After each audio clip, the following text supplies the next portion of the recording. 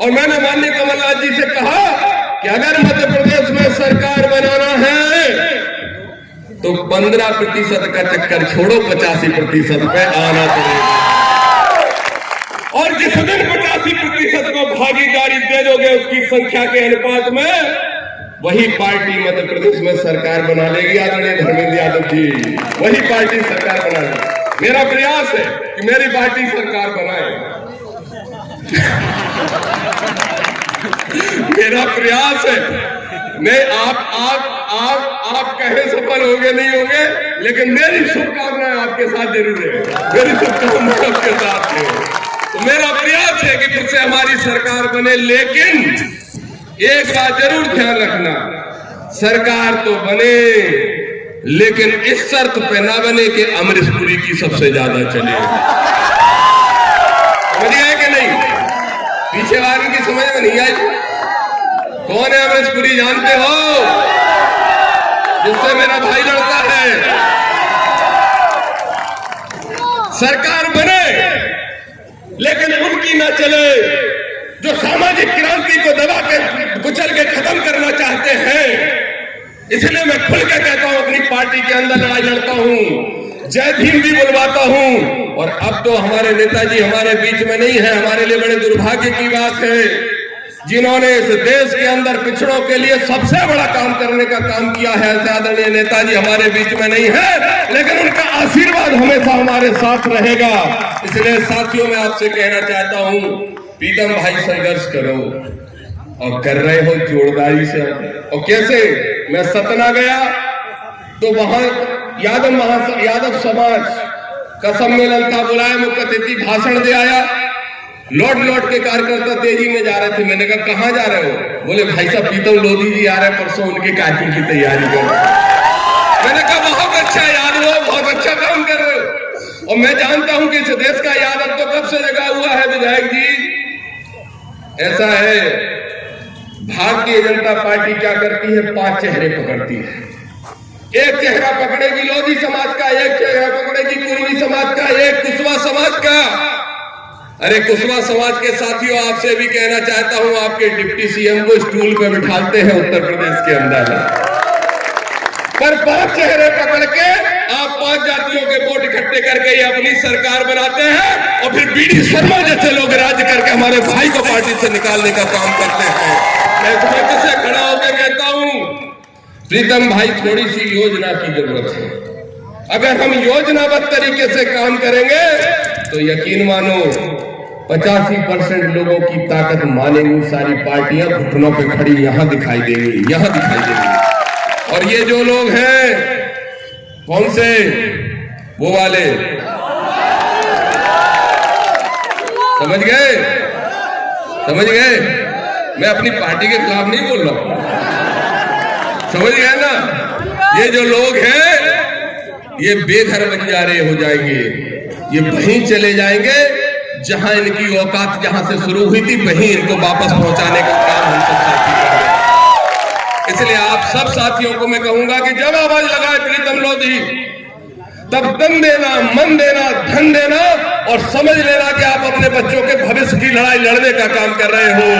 और जहां तक मेरी बात है, मैं पार्टी की तरफ से अधिकृत घोषणा नहीं कर सकता, लेकिन घोषणा कर सकता हूं पुराना समाजवादी होने के नाते भी, पुराना समाजवादी होने के साथ साथ यादव महासभा का कार्यकर्ता होने के नाते भी, और पिछड़ा वर्ग का और प्रीतम लोधी का भाई होने के नाते ये घोषणा कर रहा हूं कि जब जरूरत पड़ेगी बोल देना।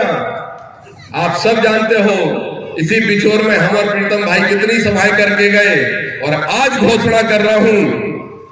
ऐसा है, आपको मैं तो इस बात से दुखी हुआ था कि आपने पार्टी को लिखित में माफी क्यों मांगी, क्यों लिखित में माफी मांगी? हमारी ताकत इतनी बड़ी है, हम कोई बात नहीं, जो हो गया सो हो गया। अब अगर इस अभियान को लगातार योजनाबद्ध तरीके से चला दिया गया, और ध्यान रखना बड़े नेताओं की बातों में मत आ जाना, वो तैयार बैठे हैं फिर से ऊपर सेटिंग करने के लिए। आप समझ गए होंगे बात, और सब साथी समझ गए, मत आने देना, क्योंकि हम लोग लिहाजी लोग हैं। हम भी, प्रीतम भाई भी इसलिए अगर आप उनकी बातों में नहीं आओगे तो मैं गारंटी के साथ कह रहा हूं, इस मध्य प्रदेश की सबसे बड़ी पार्टी जिसने आपको पार्टी से निकालने का काम किया वो घुटनों पे खड़ी दिखाएगी और हम उसको माफ नहीं करेंगे। बोलो ठीक है मेरे सारे साथियों। तो मैं व्यक्तिगत रूप से प्रीतम मोदी जी के साथ हूं और जहां तक पार्टीगत मामला होगा, पार्टी के अंदर हमेशा पिछड़ों के लिए लड़ता हूं। कई बार एक बड़ी पत्रकार हमारे इंटरव्यू, एक आखिरी बात कह के बात खत्म कर दूंगा। अब हो गया डोज नहीं हुआ? नहीं, बस एक मिनट, अब टाइम नहीं है। धर्मेंद्र भैया को सुनना है भाई, समझो आप। एक आखिरी बात कहूंगा। एक बड़ी पत्रकार ने, जी हिंदुस्तान के पत्रकार ने मेरा इंटरव्यू लिया अभी 18 के विधानसभा चुनाव में। 18 के विधानसभा चुनाव में कांग्रेस ने मुझे टिकट नहीं दिया और स्टार प्रचारक बना दिया। अब सोचिए आप, टिकट तो नहीं दिया, स्टार प्रचारक बना दिया। मैंने नाराज होकर दोनों विधानसभाओं से सोना दतिया से निर्दलीय पर्चा भर दिया। भाई विजय वीर, आप जानते हो, आपको पता है, पड़ोसी हो, यस आप भी जानते हो, आप भी जानते हो, झांसी वाले दोनों ही कैंडिडेट माननीय कमलनाथ जी के पास पहुंच गए। बोले साहब दामोदर पर्चा नहीं खींचेगा, हम दोनों हार जाएंगे। उनने बुलाया, मैं गया। बोले दामोदर ये दोनों हार जाएंगे अगर तुम पर्चा नहीं खींचोगे। मैंने कहा भाई साहब, जब मेरे पर्चे से दोनों हार रहे हैं, इसका मतलब इन दोनों से ज्यादा मजबूत तो मैं हूं, तो फिर मुझे टिकट क्यों नहीं दिया? तो ये बड़ी पार्टियों के पास जवाब नहीं होता। कमलनाथ जी इतने अच्छे इंसान है, व्यक्तिगत रूप से मैं उनका हमेशा साथ देता हूं और पार्टी के अंदर भी कहता हूं कि दलितों और पिछड़ों की आवाज जिस दिन आप बन जाओगे उसी दिन मध्य प्रदेश में सफल हो पाओगे। 114 सीटों की जरूरत नहीं है, अगर लाना है तो 164 भी आ जाएंगी। अगर हमारे प्रीतम भाई का भी साथ दे दो, दामोदर की भी बात सुन लो, कुशवाहों का भी साथ दे दो, पाल बघेलों का भी साथ दे दो, सारी समाजों को, केवटों को, सबको लेके चलो। तो अंत में बस लास्ट बात ये कहूंगा कि वो पत्रकार मुझसे बोली, बड़ी मेहनत कर रहे हैं दामोदर जी, कोई जी हिंदुस्तान चैनल है उस पर इंटरव्यू ले रही थी, याद अच्छी पत्रकार लड़की, नाम नहीं बताऊंगा। तो वो हो गया इंटरव्यू 20 मिनट का।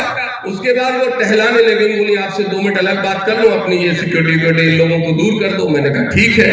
प्रीतम भैया बड़ी महत्वपूर्ण बात, वो मुझसे बोली किसकी सरकार हटा रहे हो, चुटिया वालों की? मैंने कहा हाँ। और बोले ला किसकी रहे हो, किले वालों की? फिर तुम्हें क्या मिला पिछड़ो? सोचो, चुटिया वालों की हटा रहे हो और अगर किले वालों की ला रहे हो तो तुम्हें क्या मिला? मैंने कहा कि मैं तो लड़ाई लड़ता रहूंगा, करूंगी तो क्या, ये समाजवादी वाले तो आते ही नहीं है, सक्रिय मध्य प्रदेश में होते ही नहीं है, करे तो करे क्या करे पिछड़ा वर्ग बता दीजिए आदरणीय धर्मेंद्र यादव जी, जवाब जरूर देना आप। तो मैंने कहा कि मुझे कमलनाथ जैसा नेता मिला है, मैं उनके साथ काम करके संतुष्ट हूं। लेकिन अंत में एक बात कह के अपनी बात समाप्त करूंगा, लड़िए जोरदारी के साथ। आप बीडी शर्मा को ठिकाने लगाइए, मैं नरोत्तम मिश्रा को ठिकाने लगाने का